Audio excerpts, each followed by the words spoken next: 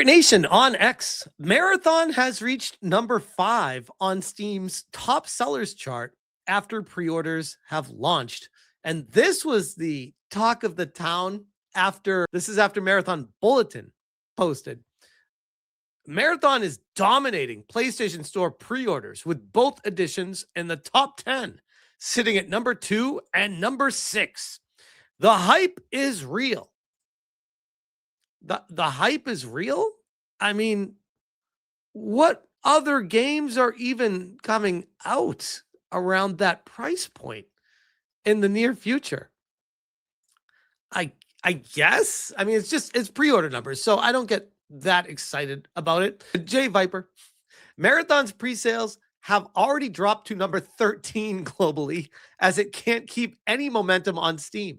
A bad sign for Bungie. So while they're claiming, oh, look how good it's doing on PlayStation, when people look to the actual chart for where most people are playing their games, hold on, it's so far down, I need to move the camera. There it is, all the way down number 13. Being beat out by Marvel Rivals and Where Winds Meet that are free to play. It makes you wonder. Is this the direction that games are going? So I think it's curious.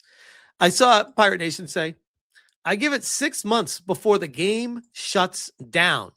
Quote tweeting Marathon releasing March 5th, 2026, and is available for pre-order right now. And this is when they go over a video showing the game coming out. You guys tell me, are you excited for Marathon?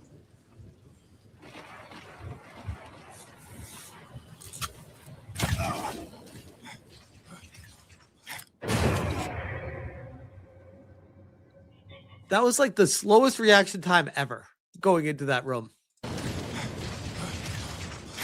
Like, shoot, what are you waiting for? Tau City is dying. I will never, for the life of me, I will never understand a story mode being injected into a multiplayer only extraction shooter. Like, the story mode is so useless. I don't understand. Do you remember when Concord put all that money into the full motion videos, the FMVs, and all the character storylines and everything that's going on behind the scenes in the game? I'm like, it's a team-based squad shooter. Like, what? Who cares about a storyline? Who cares? If you want to do like a minimal, like 10-second video, okay, here's the storyline. You want to put lore in the menu of what it is, okay, have at it. But when you are playing one of these games, you load it up just to play the game. You don't care about the surrounding circumstances of it. Nobody even thinks about that while they're playing the game. Poisoned. Its secrets. The only reason why I would say a story does matter in something like this would be like if there were plans to make a story mode full on like multiplayer story mode co-op. Outside of that, I don't get it. I really don't. And maybe that is the plan long term, that they do plan on making something that's going to have an actual storyline to progress and stuff like that. Do it at that point. Don't do it now. Focus on getting the multiplayer action right. Making sure that that's the best where it shines. Everything else, it's just weird to me. It's very strange. Very strange. But it's making the rounds. This is GameSpot. Marathon sees explosive Steam sales growth after release date reveal. What they don't say here, the unwritten words, this is typically what happens when any game announces a reveal release date. That's people are like, okay, now I can go pre-order it, know when it's coming out. Again, I don't even know if that's story worthy. I think the story that is actually the story is talking about how they're making a story out of this. Marathon is currently one of the best selling games on Steam. Again, against what though? Like, what is coming out right now? In the next 3 months, what is coming out that is not on that list already? I mean, we're 13th on Steam.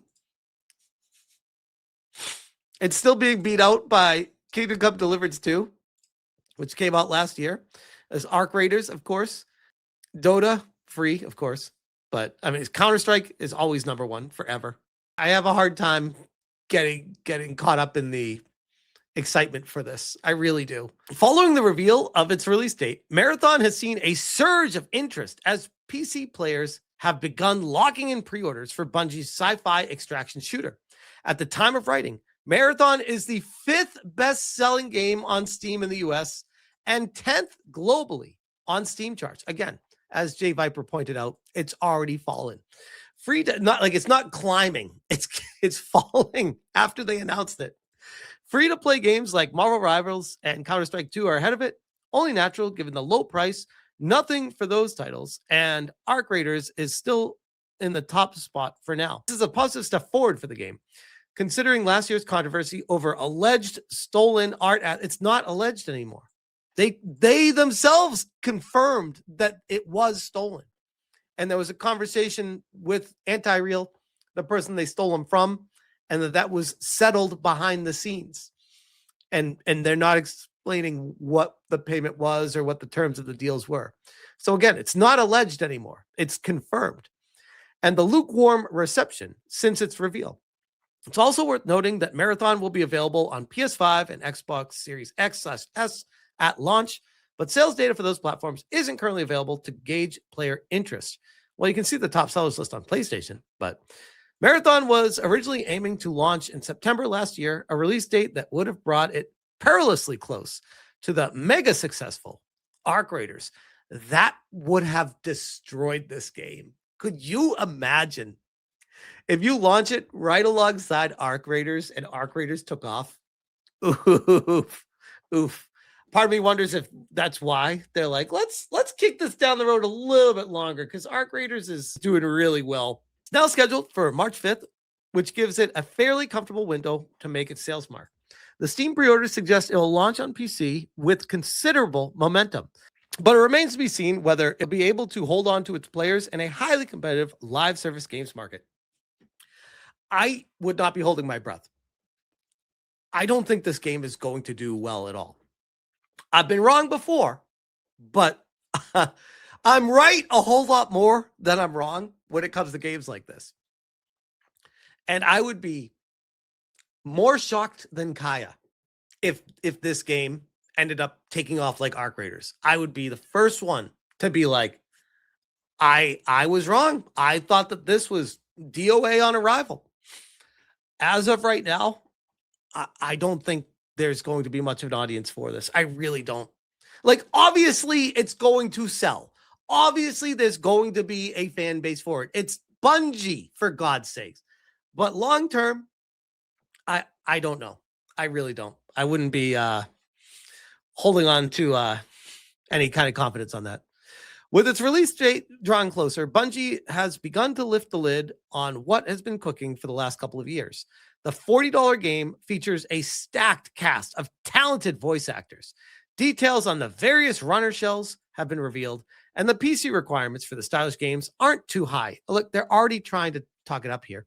Sony has also shown off a limited edition DualSense controller inspired by the game, and pre-orders for it. That's cool. You know what other game they did a limited edition DualSense controller with? Concord, which I would argue is probably the best thing to come out of Concord. You guys remember that controller? That's a pretty badass controller. Not gonna lie. As much as I like to knock Concord, I really did like the style of that controller a lot. It's pretty cool. Currently going for between $250 and $350 on eBay for anyone that's interested in it. But yeah, that is the situation with Marathon. And again, I wouldn't be holding on to any kind of hope or excitement for the game to be taking off, but it is definitely one that has perked my curiosity, if you will. I think there was Paul Tassi going off about this as well, as usual. Hold on, let me bring up Paul Tassi. He has me blocked still, don't worry. Paul Tassi's so angry. He's so angry. A lot of words to say. People just want me to shut the fuck up. Screenshotting Grums. Thank you for your input, Proton VPN. So now, because he doesn't like the person, he's like, you aren't allowed to talk about Concord. Look at Paul try to gatekeep. That's so cute.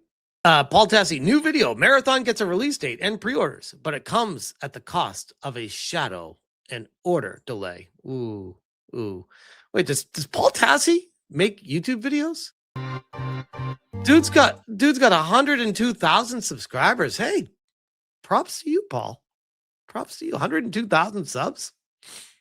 12,000 views. Damn. All right. All